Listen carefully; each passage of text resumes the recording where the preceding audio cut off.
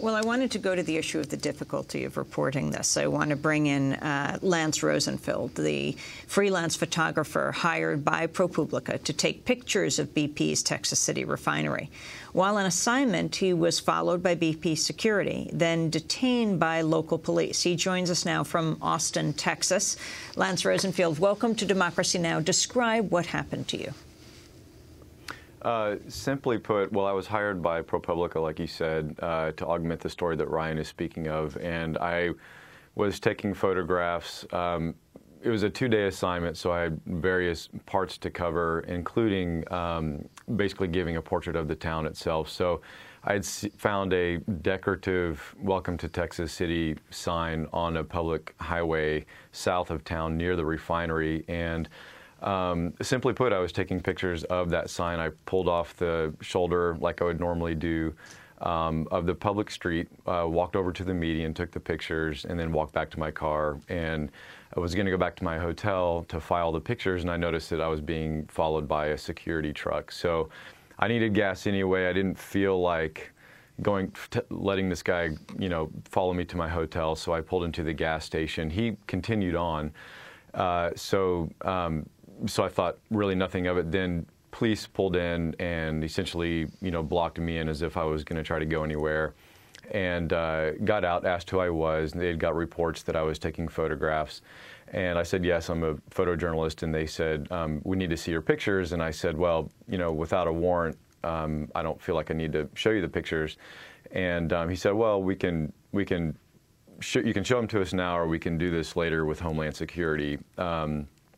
Sort of it seemed to me like some sort of additional threat. So because I was on deadline, I made the decision to show him the pictures. I just wanted to get this over with. I knew I had nothing, threatening on my photographs. I showed him the pictures, and he took my information. At this time, the security guard that was following me had turned back around, pulled into the parking lot, and he was a BP security guard. And the BP security guard asked for my information as well, and I declined because he's a corporate security guard.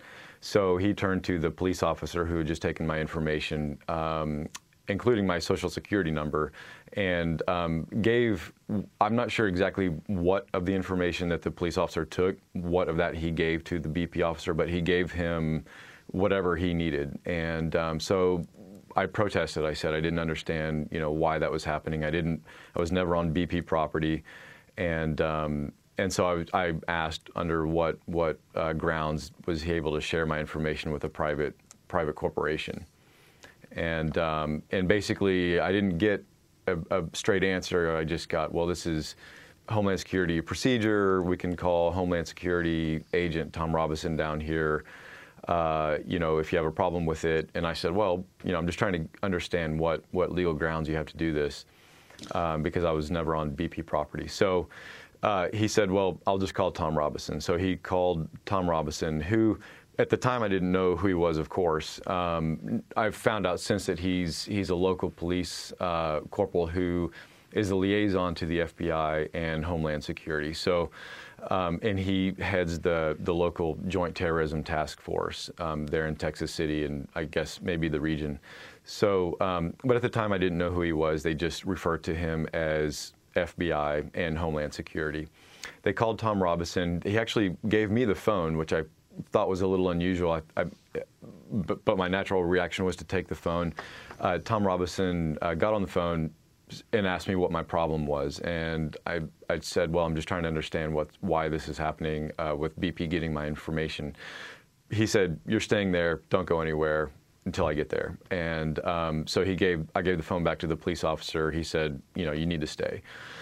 And at that point, I felt like, the police officer had looked at my photographs on my camera. He had determined that there was no threat. And at this point, why was I being detained? It wasn't clear to me. So other than the fact that Tom Robinson wanted to come down. So he showed up and basically approached me in a very, antagonistic and aggressive manner. He was shaking, he was worked up, he was loud, he was boisterous. He asked what my problem was. He said his main concern was my attitude. And, all I was trying to do was find out why BP was getting my information. And you know, it was his antagonistic behavior that I had a problem with. I felt like he was harassing me. The BP security guard stepped in, and they both, you know, were trying to relate my activity as a photojournalist to terrorist activity, giving Lance, various scenarios. Lance, was there any follow-up by ProPublica to understand why this was happening, or under what basis? Because obviously, if you had been with one of those automated cameras of Google in a car, just driving down the road taking photos, it wouldn't have been any problem, would there? I guess not. I don't know. I mean, there was follow-up, and the statement that we got from BP said that they were following federal law, and there was another statement that BP followed up with once this sort of hit the blogosphere and airwaves. BP sent another reaction to ProPublica that gave the actual federal code that they were following. So that was my answer. I mean, there was, in fact, a federal code that says BP is required by federal law to submit a report to the NRC. My question then is, and I'm not a lawyer, but my question then is, well, if I was never on BP property and there were no infractions, I was not arrested, then still, why was BP getting my information? We're going to leave it there. Still unclear. And we're going to continue to follow this from Texas City to the Gulf of Mexico, where new rules have been laid down for journalists, making it much more difficult for photographers, videographers to get close to cleanup areas.